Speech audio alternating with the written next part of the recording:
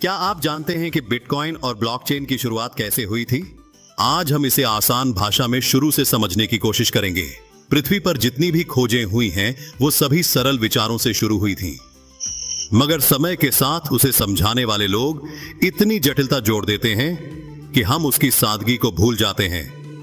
आज हम बिटकॉइन और ब्लॉकचेन की कहानी को उसी सरलता के साथ कुछ दिलचस्प उदाहरणों और आसान शब्दों में समझेंगे। तो चलिए शुरुआत करते हैं।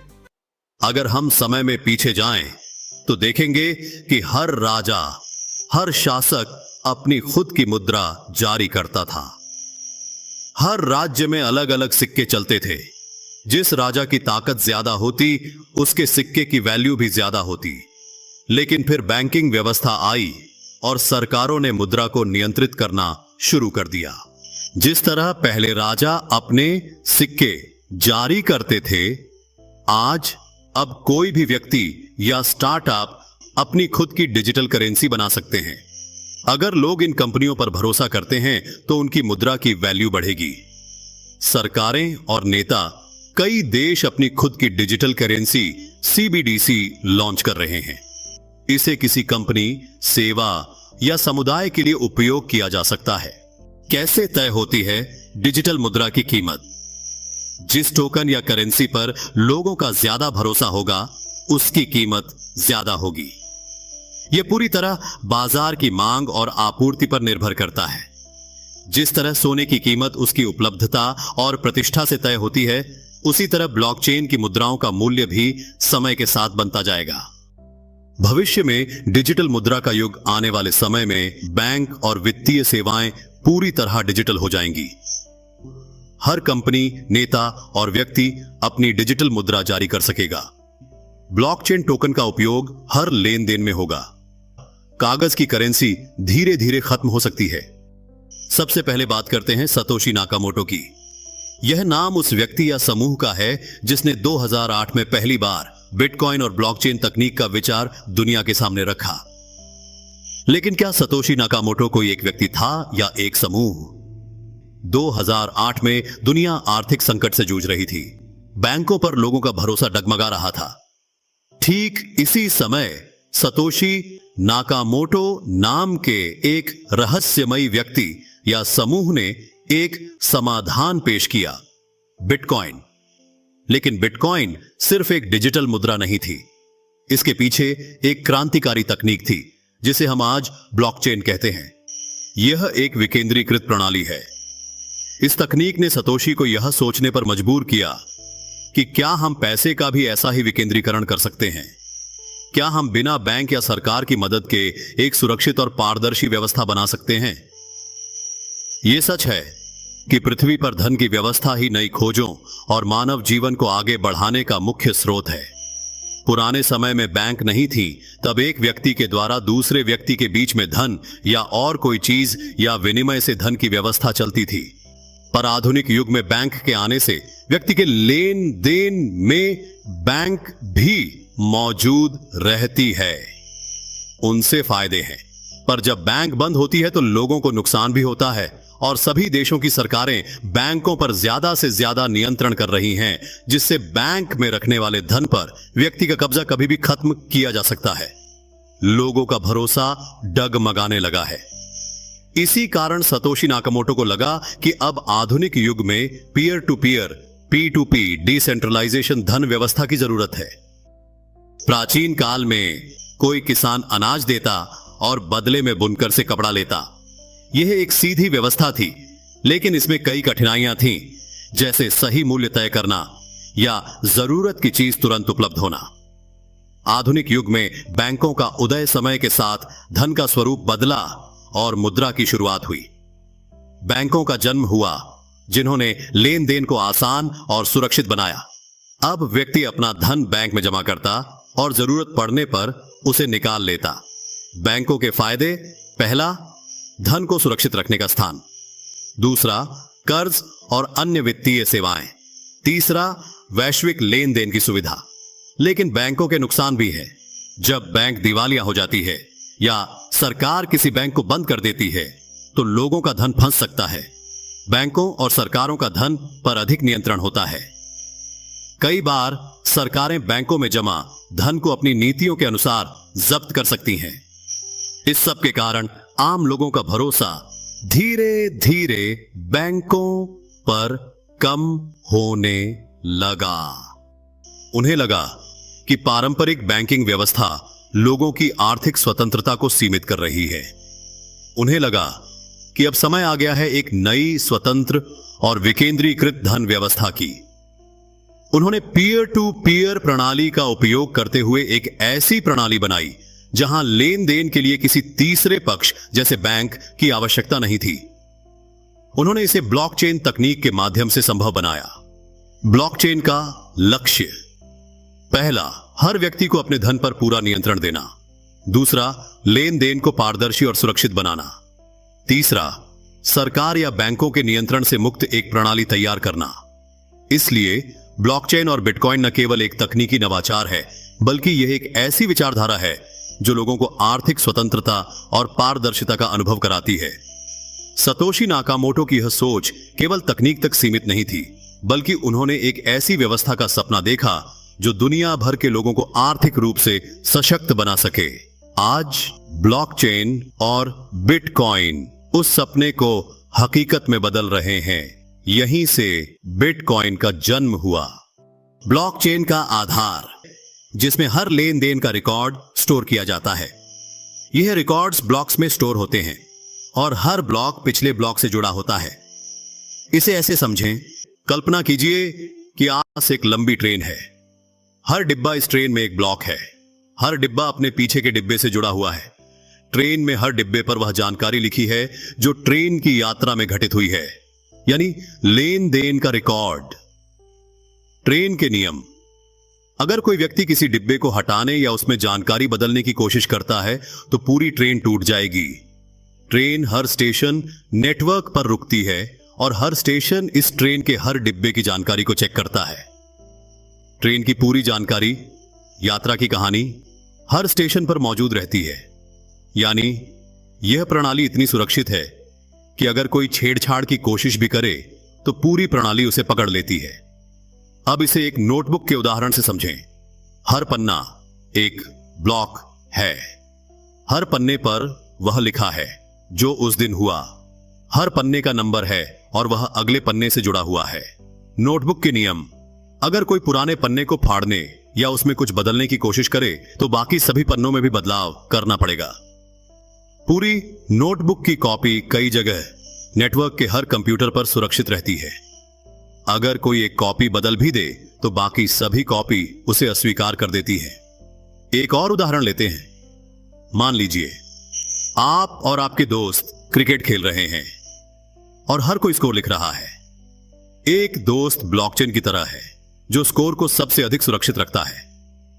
हर बार जब कोई खिलाड़ी रन बनाता है तो वह स्कोर सबके सामने घोषित किया जाता है। हर कोई उस स्कोर को अपनी डायरी में लिखता है। खेल के नियम, अगर कोई दोस्त स्कोर बदलने की कोशिश करे तो बाकी दोस्तों की डायरी में पुराना स्कोर होगा और उसकी गड़बड़ी तुरंत पकड़ में आ जाएगी। जब तक सभी दोस्त सहमत न हो, कोई भी स्कोर में बदलाव नहीं कर सकता। ब्लॉकचेन का महत्व, विकेंद्रीकरण। ब्लॉकचेन किसी एक व्यक्ति या संस्था के नियंत्रण में नहीं है। पूरी प्रणाली कई कंप्यूटरों, नोड्स में फैली हुई है। पारदर्शिता, ट्रांसपेरेंसी।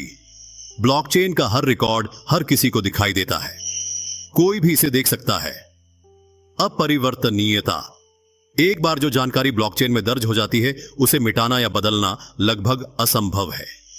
सुरक्षा, सिक्योरिटी, हर ब्लॉक एक डिजिटल ताले से सुरक्षित है। इस ताले को खोलने की चाबी, क्रिप्टोग्राफी, इतनी जटिल होती है कि इसे तोड़ना लगभग असंभव है। जब सतोशी नाकामोटो ने बिटकॉइन का निर्माण किया तो उन्होंने ब्लॉकचेन को एक तकनीकी आधार बनाया। हर बिटकॉइन लेन देन ब्लॉक में दर्ज होता है। ब्लॉक्स को आपस में जोड़कर चेन बनती है।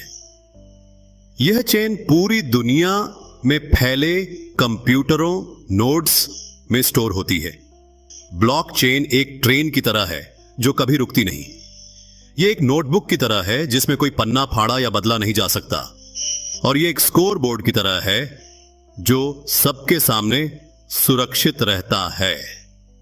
इसी तकनीक ने बिटकॉइन और क्रिप्टो करेंसी जैसी सुरक्षित और भरोसेमंद डिजिटल मुद्रा को संभव बनाया। इसे आसान भाषा में समझने के लिए माइनिंग को सोने की खुदाई की तरह समझ सकते हैं।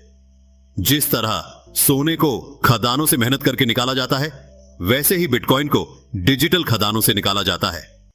सतोशी नाकामोटो ने बिटकॉइन की कुल संख्या 2 करोड़ 10 लाख तय की। यह संख्या ब्लॉकचेन में हार्ड कोडेड है, यानी इसे बदला नहीं जा सकता। इस निश्चित संख्या के कारण बिटकॉइन को डिजिटल गोल्ड भी कहा जाता है। सतोशी ने माइनिंग को एक अनोखे तरीके से डिजाइन किया। हर 4 साल में माइनिंग का इनाम नए बिटकॉइन आधा हो जाता है। इससे हर नए बिटकॉइन को प्राप्त करना अधिक कठिन और दुर्लभ हो जाता है। 2009 जब माइनिंग शुरू हुई, तब हर ब्लॉक के लिए इनाम 50 बिटकॉइन था। 2012 4 साल बाद यह इनाम 50 से घटकर 25 बिटकॉइन हो गया। 2016 25 से घटकर 12.5 बिटकॉइन हो गया। 2020 इनाम और घटकर 6.25 बिटकॉइन रह गया। 2024 इनाम घटकर 3.125 बिटकॉइन हो जाएगा। आने वाली एआई दुनिया में ब्लॉकचेन का उपयोग आर्टिफिशियल इंटेलिजेंस और machine learning blockchain data AI को बेहतर निर्णय लेने में मदद करेगा। बिटकॉइन केवल एक डिजिटल मुद्रा नहीं, बल्कि एक क्रांतिकारी विचार है। सीमित संख्या, विकेंद्रीकृत प्रकृति और ब्लॉकचेन तकनीक इसे भविष्य की एक मजबूत संपत्ति बनाती है। नोड्स क्या हैं? नोड्स ब्लॉकचेन नेटवर्क के वे कंप्यूटर हैं जो इस नेटवर्क को बनाए रखते हैं। ये कंप्यूटर ब्लॉकचेन के सभी डेटा और ट्रांजैक्शन का रिकॉर्ड रखते हैं। नेटवर्क पर होने वाले हर ट्रांजैक्शन को सत्यापित, वेरीफाई करते हैं। यह सुनिश्चित करते हैं कि ब्लॉकचेन सुरक्षित, पारदर्शी और विकेंद्रीकृत, डिसेंट्रलाइज्ड बना रहे। आसान भाषा में समझें नोड्स को। मान लीजिए एक लाइब्रेरी में हजारों किताबें हैं। उन किताबों की पूरी सूची, कौन सी किताब कहां रखी है, हर कर्मचारी के पास है। अगर एक कर्मचारी की सूची खो जाती है, तो वह दूसरे कर्मचारियों से वह सूची दोबारा प्राप्त कर सकता है। इसी तरह ब्लॉकचेन में हर नोड्स पर पूरा डेटा स्टोर होता है। डिजिटल नोट्स, जैसे आप अपने फोन या लैपटॉप पर नोट्स लिखते हैं और उसे क्लाउड में सेव करते हैं। अगर आपका फोन खो जाए, तो आप क्लाउड से अपने नोट्स वापस पा सकते हैं। लेकिन क्लाउड में डेटा एक ही सर्वर पर होता है, जबकि ब्लॉकचेन का डेटा हर नोड्स पर स्टोर होता है। नोड्स ब्लॉकचेन को किसी एक व्यक्ति, संस्था या सरकार के नियंत्रण से बाहर रखते हैं। यह एक स्वतंत्र और निष्पक्ष प्रणाली है। पारदर्शिता, हर नोड्स में पहला ट्रांजैक्शन 2009 से लेकर अब तक के सभी ट्रांजैक्शन का रिकॉर्ड होता है। इसे कोई भी देख सकता है। ब्लॉकचेन को हैक करना लगभग असंभव है, क्योंकि हर नोड्स पर डेटा का पूरा बैकअप होता है। यदि कोई हैकर एक नोड्स को हैक कर भी ले, तो बाकी हजारों नोड्स उस गलत जानकारी को अस्वीकार कर देंगे। लाइट नोड्स, ये ब्लॉकचेन के पूरे डेटा को स्टोर नहीं करते, बल्कि केवल जरूरी जानकारी रखते हैं। यह छोटे डिवाइस जैसे मोबाइल और लैपटॉप पर उपयोग किए जाते हैं। नोड्स का भविष्य और उदाहरण, जैसे इंटरनेट को सर्वर की जरूरत होती है, वैसे ही ब्लॉकचेन को नोड्स की। आने वाले समय में हर डिजिटल बैंकिंग प्रणाली, सरकारी दस्तावेज और स्मार्ट कॉन्ट्रैक्ट्स नोड्स पर आधारित होंगे। इससे डेटा की सुरक्षा और पारदर्शिता बनी रहेगी। नोड्स ब्लॉकचेन का दिल है। नोड्स यह सुनिश्चित करते हैं कि हर लेन देन वैध है और माइनिंग का काम नए ब्लॉक बनाना है, जबकि नोड्स का काम ब्लॉकचेन को सुरक्षित और अपडेटेड रखना है। 2009 में सतोशी नाकामोटो ने बिटकॉइन कोर नामक सॉफ्टवेयर लॉन्च किया। यह एक ऐसा प्रोग्राम था जिसे सामान्य कंप्यूटर पर इंस्टॉल किया जा सकता था। इससे बिटकॉइन की माइनिंग शुरू की गई, लेकिन उस समय इस टेक्नोलॉजी को कोई खास महत्व नहीं दिया गया। 2010 में बिटकॉइन का पहला उपयोग एक पिज्जा खरीदने के लिए किया गया। यह उस समय एक बहुत साधारण लेन देन था। क्या आप जानते हैं, उस समय पिज्जा खरीदने के लिए 10,000 बिटकॉइन खर्च किए गए थे। आज के समय में उनकी कीमत अरबों रुपए हो सकती है। जैसे जैसे यह खबर फैली, कॉलेज के छात्र और टेक्नोलॉजी के शौकीन लोग अमेरिका में अपने कंप्यूटर पर माइनिंग करने लगे। लेकिन किसी को अंदाजा नहीं था कि बिटकॉइन एक दिन इतना बहुमूल्य हो जाएगा। सतोशी ने बिटकॉइन कोर को ओपन सोर्स बनाया, जिसका मतलब है कोई भी इसे डाउनलोड कर सकता है, इसे समझ सकता है, इसमें सुधार कर सकता है। यह सॉफ्टवेयर अब भी दुनिया भर में उपयोग हो रहा है। इसे लगातार अपडेट किया जा रहा है ताकि यह नई टेक्नोलॉजी के साथ चलते हुए और अधिक सुरक्षित बने। क्या सतोशी आज भी इसे देख रहे हैं? सतोशी नाकामोटो ने 2010 में इस प्रोजेक्ट को छोड़ दिया। इसके बाद बिटकॉइन कोर पूरी तरह से ओपन सोर्स समुदाय के हाथों में आ गया। सतोशी कहां है? आज तक सतोशी नाकामोटो के बारे में कोई ठोस जानकारी नहीं है। वह एक व्यक्ति थे या एक समूह, यह भी रहस्य बना हुआ है। लेकिन उनकी बनाई टेक्नोलॉजी पर दुनिया के हजारों डेवलपर्स काम कर रहे हैं। कौन इसे अपडेट करता है? दुनिया भर के प्रोग्रामर और डेवलपर्स इसे लगातार सुधार रहे हैं। इसके ओपन सोर्स होने के कारण कोई भी इसे देख सकता है और इसमें योगदान दे सकता है। सुरक्षा और पारदर्शिता। बिटकॉइन कोर में हर अपडेट पारदर्शी होता है। इसमें कोई भी बदलाव डेवलपर्स के समुदाय की सहमति के बिना नहीं किया जा सकता। बिटकॉइन कोर का महत्व। पहला, डिजिटल मुद्रा का आधार। बिटकॉइन कोर वह प्लेटफॉर्म है जिसने डिजिटल मुद्रा की नींव रखी। दूसरा, ग्लोबल नेटवर्क। आज दुनिया भर के लाखों नोड्स और माइनर्स इस सॉफ्टवेयर का उपयोग कर रहे हैं। तीसरा, विकास और संभावनाएं। बिटकॉइन का भविष्य इस सॉफ्टवेयर के विकास और सुधार पर निर्भर करता है।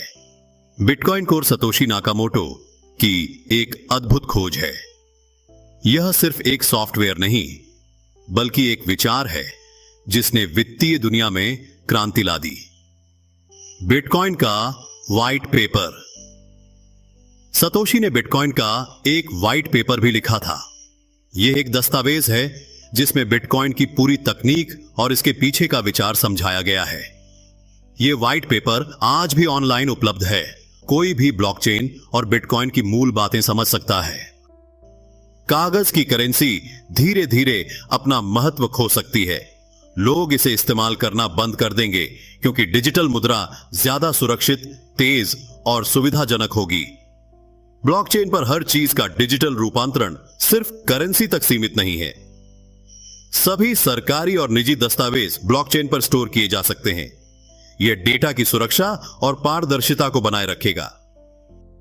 ब्लॉकचेन पर अपनी करेंसी या टोकन कैसे बनाएं? यह किसी कंपनी, व्यक्ति या प्रोजेक्ट से जुड़ा हो सकता है। टोकन का उपयोग ऑनलाइन लेन देन, सेवाओं या उत्पादों की खरीद, निवेश और ट्रेडिंग में हो सकता है। तो क्या यह सभी के लिए उपलब्ध है? हां, कोई भी व्यक्ति या कंपनी अपने नाम से टोकन बना सकता है। यह डिसेंट्रलाइजेशन के कारण संभव है। जहां भी इंटरनेट है, वहां ब्लॉकचेन और टोकन काम करेंगे। पासपोर्ट, ड्राइविंग लाइसेंस और अन्य दस्तावेज ब्लॉकचेन पर सुरक्षित हो सकते हैं। ब्लॉकचेन हमें फिर उसी दौर में ले जा रहा है जब हर कोई अपनी मुद्रा जारी कर सकता था, लेकिन इस बार यह पूरी तरह डिजिटल, सुरक्षित और पारदर्शी होगी। तो दोस्तों, यही थी बिटकॉइन और ब्लॉकचेन की कहानी। अगर आपको यह जानकारी पसंद आई तो इसे जरूर शेयर करें